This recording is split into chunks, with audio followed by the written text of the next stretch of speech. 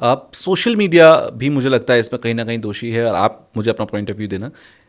आजकल बच्चे 6 महीने 7 महीने का बच्चा होता है, शुरुआत है, मतलब बच्चा समझ भी नहीं रहा चीज़ों को, वो वहाँ से रील देखना शुरू करता है, क्योंकि यूट्यूब किड्स है, ठीक है, बच्चों के लिए वहाँ पर थोड़ा फिल्ट्रेशन है, लेकिन रील्स में तो कोई फिल्टर ही नहीं है। वहाँ तो हर चीज़, मतलब मेरे भी घर में बच्चे हैं, मैं दूसरे घर के बच्चों को भी देखता हूँ, 3 और 4 साल की उम्र में उनको उतना कुछ पता है जो शायद नहीं पता होना चाहिए था। हाँ, बहुत बुरा है। तो वहीं से वो लोग सीख रहे हैं। मुझे बात बताइए ना, आपको बच्चे को कहानी सुनाने के लिए यूट्यूब किड्स की जरूरत कब से पड़ गई? आपने और मैंने कैसे कहानियां सुनी थी? कहानी और लोरी के ज़माना अपनी चला गया। माता पिता, नाना नानी, दादा दादी, नानी दादी के पास रात में सोते थे हम, बिल्कुल। और नानी परियों कहानी की सुनाते कहानी, थे ना, इसकी ये कहानी, उसकी कहानी। और उसके बाद हमारे लिए अमरचित कथाएं आती थी, बिल्कुल। कहानियों की अच्छी किताबें आती थी, चंदा मामा और क्या क्या नंदन, सब हम पढ़ते थे। आप अपने बच्चे को अच्छी किताब क्यों नहीं पढ़ा सकते? आप अपने बच्चे के लिए स्टोरी रीडिंग, क्योंकि माता पिता के पास टाइम नहीं है ना, उन्हें अपना वो OTT पे वो सीरियल सीरीज देखनी है ना, तो बच्चे को कुछ भी देखने दे रहे हैं। आप बच्चे को टाइम नहीं दे रहे हो, आप उसको कॉम्पनसेट कर रहे हो गैजेट दे के बढ़िया सा। मुझे याद है मेरी बेटी जब वो काफ़ी छोटी थी, 6-7 में रही होगी, तो वो ना बच्चा अपने पेरेंट्स के साथ मैनिपुलेट करता है।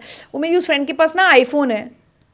मैंने कहा बड़ी दया आ रही मुझे उसके माता पिता पर जिन्होंने अपने बच्चे को आईफोन दे दिया इतनी छोटी उम्र में। मैं तो नहीं दूंगी। मेरी भतीजी अभी 11th में आई है, उसको अब आईफोन मिला है। मतलब फोन ही नहीं था उसके, ये नहीं कि आईफोन है, वो भी कैसे, क्योंकि घर में एक स्पेयर रखा था, ऐसा नहीं कि उसके लिए आईफोन खरीदा गया है, घर में एक एंड्रॉयड फोन रखा होता तो हम उसको वो दे देते। 11th तक। अच्छा, मैं किसी को बताती थी ना कि मेरी भतीजी 10th में है, उसके पास फोन नहीं, तो फोन नहीं दिया, कैसे काम चल रहा है? मैंने कहा जैसे हमारा चलता था, हमारा चलता था। नहीं, क्लास के व्हाट्सएप, मैंने कहा उसकी मम्मी के उस पे आ जाते हैं, सारी इन्फॉर्मेशन उसकी मम्मी के फ़ोन पे आ जाती है, वो हमें बता देती है, मतलब सब हो जाता है फैमिली में, कोई टेंशन नहीं है। नहीं था फ़ोन। अभी 11th में आके, अब भी 1-2 महीने पहले उसको एज आई सेड घर में एक स्पेयर फ़ोन पड़ा था, तो बाई चांस, मतलब ऐसा कोई नया मॉडल नहीं, पुराना सा है फ़ोन, वो पकड़ा दिया गया कि ठीक है चलो अब ले लो। 11 तक आप सोच सकते हैं आज की डेट में किसी बच्चे का फ़ोन ना हो। लोग बड़े हैरान होते थे मेरे ऊपर, क्योंकि मैं देख रही हूँ 5-6 में बच्चों का फ़ोन है। एग्जैक्टली।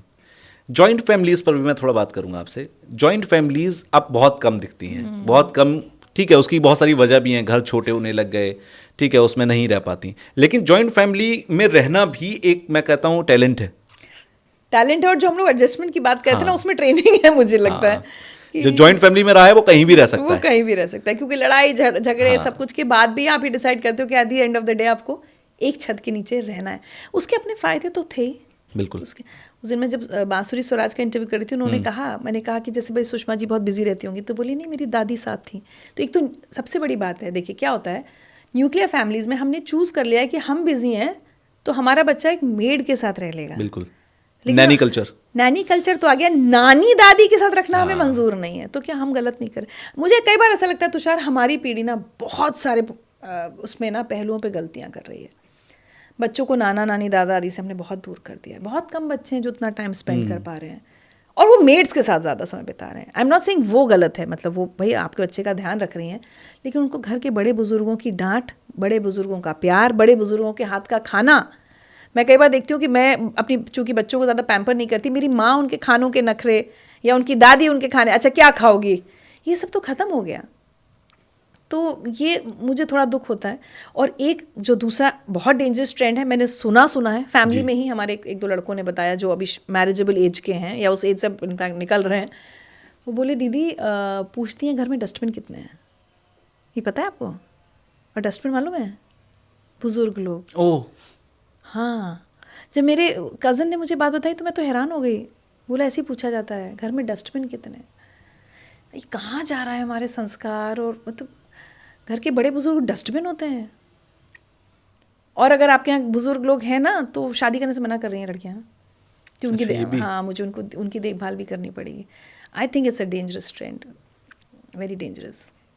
और इसीलिए इतने ओल्ड एज होम्स शुरू हो रहे हैं, क्योंकि हमारे अंदर पेशेंस नहीं रह गया है अपने माता पिता की सेवा करने का, या उनकी 4 बातें गलत बात सुनने का। कहाँ किसी के पास सब्र रह गया है, टाइम नहीं है किसी के पास सुनने का, तो पेरेंट्स ओल्ड एज होम में रह रहे हैं। कुछ चीज़ें और भी हैं जिन पर मैं आपसे बात करूंगा। पहला तो मैं, क्योंकि बहुत सारे पॉडकास्ट में आपने इन सब चीज़ों पे बात की है, तो मैं बहुत ही छोटे सेगमेंट में इसको लेकर जा रहा हूँ। ज़िंदगी लाइफ या ज़िंदगी विद ऋचा, ज़िंदगी वर्ड को लेकर ही आप हमेशा आगे क्यों बढ़ते रहे? बहुत सारा एक्सपोजर था, जो जिस टाइम में आपका करियर था, वो करियर तो मतलब बहुत ज़्यादा एक्सपोजर था, मेरे आते आते तो वो एक्सपोजर थोड़ा नैरो होने लगा था, बट आपके टाइम में तो बहुत एक्सपोजर था। फिर जिंदगी लाइव या जिंदगी विद रिचा, वाई? इसकी शुरुआत का बताती हूँ, फिर अभी जिंदगी त्रिचा बताती हूँ। तो जिंदगी, अगर आपको याद हो 2005 में जब चैनल 7 आया था, जिसको मैंने ज्वाइन किया था, तो एक टैगलाइन थी, चलती रहेगी जिंदगी लाइव। ओके। तो हर रिपोर्टर अपनी पीस 2 करता था और साइन ऑफ होता था चलती रहेगी जिंदगी लाइव। हम लोग एंकर्स बुलेटिन खत्म करते थे, तो चलिए रिचा अनिरुद्ध को इजाज़त दीजिए, कुछ देर बाद मेरे सहयोगी आपके साथ जुड़ेंगे और चलती रहेगी जिंदगी लाइव। तो ये जिंदगी लाइव ना, ये वहाँ था।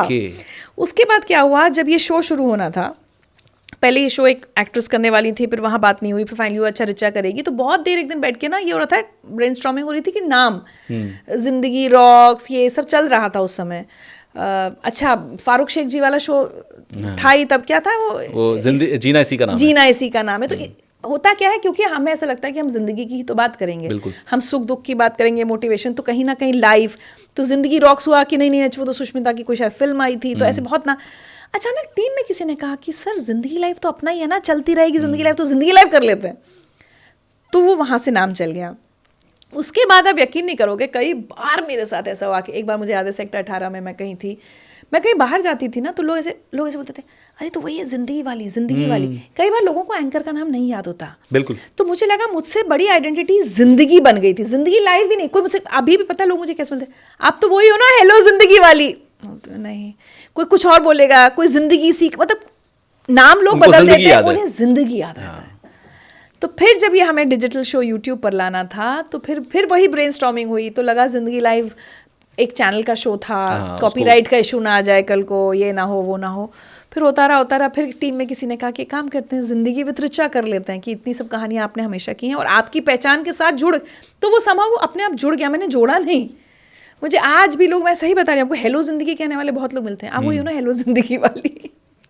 तो जिंदगी नाम जुड़ गया मेरे। और ये भी एक बड़ी बात है कि उस शो के बाद या उस शो के आसपास बहुत सारे जिंदगी को बीच कीवर्ड यूज करके बहुत सारे हेलो जिंदगी, सलाम जिंदगी, बहुत सारे शोज ऐसे आने लगे। और आज भी यूज करते हैं, तो कोई ना कोई हमें नाम मिल जाता है। बड़ा मुश्किल होता है नाम फाइंड करना, अगर जिंदगी को आपकी जोड़ दिया। अब मैंने जिंदगी में तो रिचा कर दिया, वो परफेक्ट है।